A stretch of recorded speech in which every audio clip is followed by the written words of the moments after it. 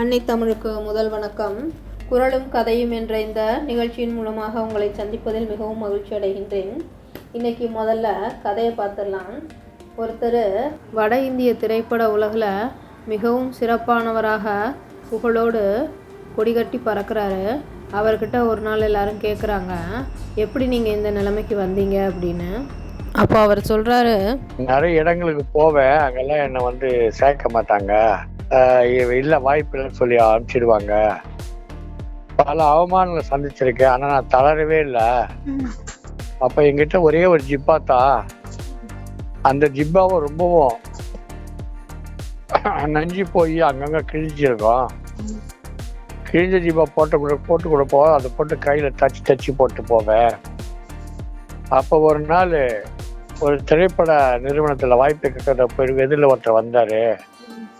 அவர் என்கிட்ட கேட்டார், ஏங்க அந்த மாதிரி ஜிப்பா கிழிஞ்சி போய் போட்டுட்ருக்கீங்களே அப்படின்னு கேட்டார். அப்போ நான் அவர்கிட்ட சொன்னேன், இப்போ நான் 18வது முறையாக அந்த சட்டை கிழிஞ்சி போன ஜிப்பாவை தச்சு போட்டுக்கிட்டு இருக்கேன். இன்னும் சில முறை கூட நான் தச்சு போட வேண்டிய அவசியம் எனக்கு இருக்கலாம்.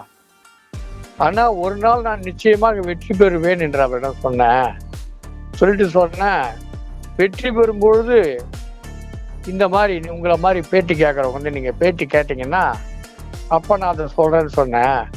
உண்மையிலேயே நான் என்னுடைய அந்த ஜிப்பாவை 24 முறைக்கு மேலே தச்ச பிறகுதான் எனக்கு அது வாய்ப்பு கிடைச்சது. அதில் வாழ்க்கையில் நம்ம வெற்றி என்பது உடனே கிடைத்து விடக்கூடியதல்ல. பல இடர்பாடுகளையும் அவமானங்களையும் துன்ப துயரங்களையும் சந்திச்சா தான் அந்த வெற்றி கிடைக்கும். இன்றைக்கு நான் ஒரு வெற்றியாளனாக என்னை நீங்கள் பார்த்து பேட்டி கேட்க வந்திருக்கிறீங்க. ஆனால் ஒரு நாள் நான் போய் பல இடங்கள் நிற்பேன், என்னை யாரும் மதிக்க மாட்டாங்க. அன்றைக்கு அழிந்துக்கிட்டு அந்த கிழிந்த ஜிப்பாவை இப்போ வச்சிட்டு இருக்கேன். இப்போ நீங்கள் புகைப்படம் எடுக்கிறதா தான் சொல்லுங்கள், நான் அந்த ஜிப்பாவை போட்டுட்டு உங்களுக்கு புகைப்படத்துக்கு என்னுடைய போஸ்ட் கொடுக்கேன். ஏங்க ஐயா இவ்வளோ விரக்தியாக பேசுகிறீங்க?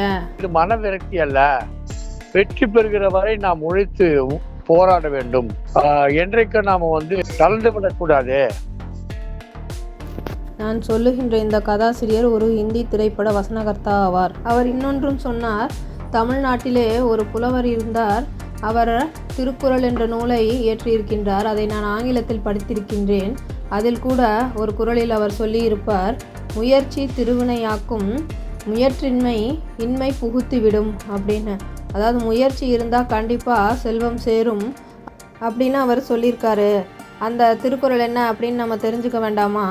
திருக்குறளில் 616வது குறளாக அமைந்திருக்கக்கூடியது அந்த குறள்.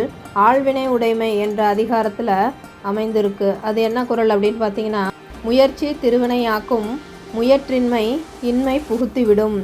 அதாவது முயற்சி மட்டுமே ஒருவனுக்கு வாழ்வில் செல்வத்தை சேர்க்கும், முன்னேற்றத்தை கொடுக்கும். முயலாமல் ஒருவன் இருந்தால் அது அவனுக்கு வறுமையையே நிலைக்கச் செய்யும் அப்படின்னு ஐயன் வள்ளுவர் சொல்லியிருக்காரு. அதனால் நாமும் ஐயன் வள்ளுவரின் குறள் வழியில் நின்று வாழ்வில் முன்னேறுவோம். அதற்கு வள்ளுவர் கூறும் குறள் வழியில் செல்லுவோம். நாள்தோறும் ஒரு திருக்குறளை சொல்லுவோம். மீண்டும் வேறு ஒரு கதையுடனும் குறளுடனும் உங்களை சந்திக்கிறேன்.